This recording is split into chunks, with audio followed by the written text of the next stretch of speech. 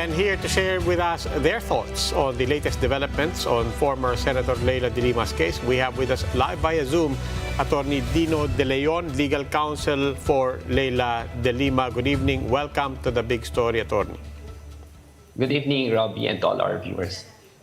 Sir, your reaction first to what the Justice Secretary said, Justice Secretary Remulla, to be precise, saying basically that maybe they will not object if Senator De Lima takes the same route as Gigi Reyes.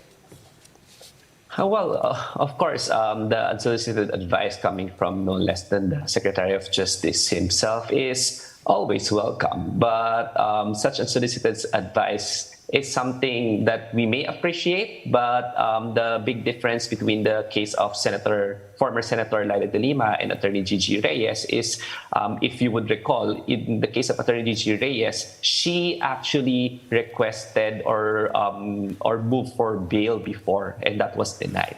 In the case of former Senator Leila De Lima, our bail motion is still ongoing. So we have two remaining cases. In criminal case 165, wherein we have a pending bail petition, and as well as criminal case 167. In criminal case 167, there are, I think, two witnesses left. In criminal case 165, that is the case where Rafael Ragos testified, the witness who actually withdrew his testimony, so to speak, and recanted all his accusations against Senator Leila De Lima. And we actually have a motion to revive bail there, or actually praying for outright dismissal of the case. So our track is, it is better for us to actually wait for the bail motions that we have right now.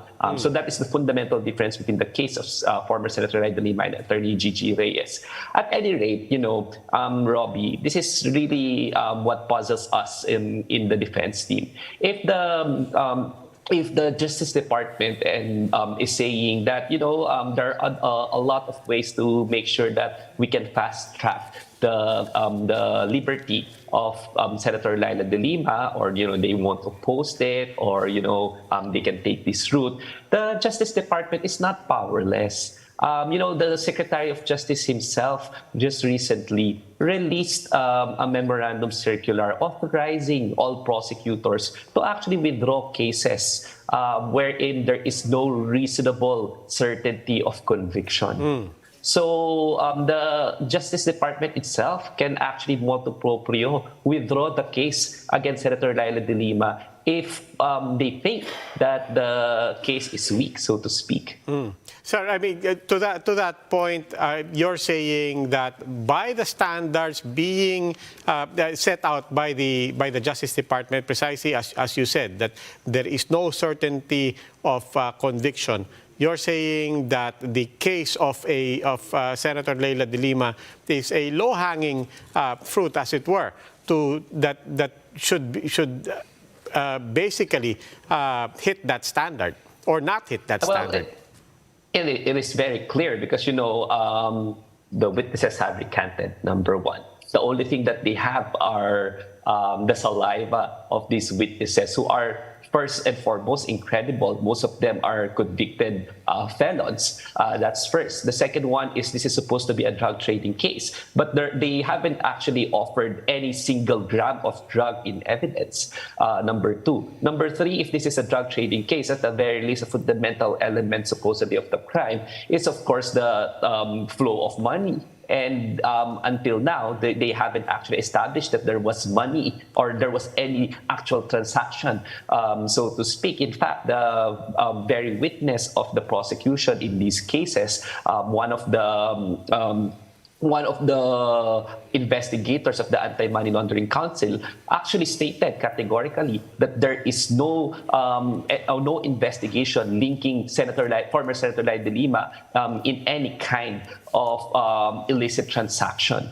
So all of these circumstances, when taken in totality, actually show that there is no strong evidence of guilt against Senator Leila De Lima. So if the Justice Secretary himself will follow his own standard, then it is clear that there is no reasonable certainty of conviction here. Because to begin with, Senator Leila De Lima is innocent, and this was just a ploy or a persecution against her just because she questioned the violent war on drugs.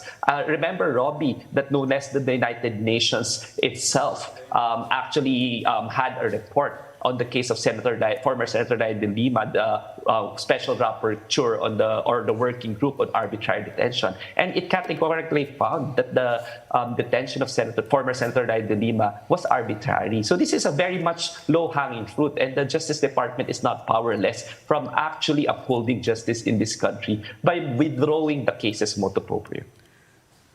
Right, we will be having more of that later on The Chiefs. Maraming salamat, Attorney Dino De Leon, Legal Counsel of former Senator Leila De Lima.